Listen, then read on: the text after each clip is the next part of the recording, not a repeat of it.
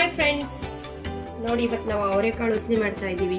ಅವರೆಕಾಳು ಉಸ್ಲಿ ಮಾಡೋದಕ್ಕೆ ಅವರೆಕಾಳು ಬೇಕು. ಬಿಡಿಸಿಟ್ಕೊಂಡಿರೋ ಅವರೆಕಾಳು 1 kg, 1 ಕಟ್ಟು ಕೊತ್ತಂಬರಿ ಸೊಪ್ಪು, ಶುಂಠಿ ಸ್ವಲ್ಪ, ಶುಂಠಿಗಿಂತ ಹೆಚ್ಚು ಬೆಳ್ಳುಳ್ಳಿ ಬೇಕು, ಜೊತೆಗೆ ಒಂದು 5-6 ಹಸಿಮೆಣಸಿಕಾಯಿ ಬೇಕು.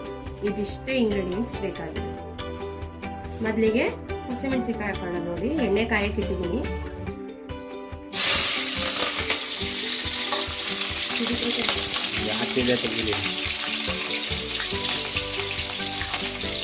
ನೋಡಿ, ನೆಕ್ಸ್ಟ್ ಬೆಳ್ಳುಳ್ಳಿ ಹಾಕಬೇಕು.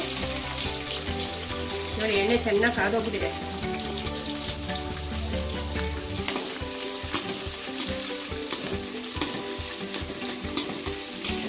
ಬೆಳ್ಳುಳ್ಳಿ ಮತ್ತು ಹಸಿಮೆಣಸಿಕಾಯಿ ಚೆನ್ನಾಗಿ ಫ್ರೈ ಆಗಬೇಕು. ಕೆಂಪಾಗೋ ತನಕ ಫ್ರೈ ಆದಮೇಲೆ ಶುಂಠಿನೂ ಹಾಕೋಬೇಕು. ಅವರೆಕಾಯಿ ವಾಯಿ ಅಲ್ವಾ, ಅದಕ್ಕೆ ಇದು ವಾಯು ಹೊಡಿಬೇಕು ಅಂದ್ಬಿಟ್ಟು ಶುಂಠಿ ಮತ್ತು ಬೆಳ್ಳುಳ್ಳಿ 2 ಹಾಕೊಂಡು ಮಾಡು. ಅದು ಶೀತ ಆಗಲ್ಲ ಜಾಸ್ತಿ ಅಂತ, ಬಟ್ ಟೇಸ್ಟ್ ಮಾತ್ರ ಸೂಪರ್ ಆಗಿರುತ್ತೆ.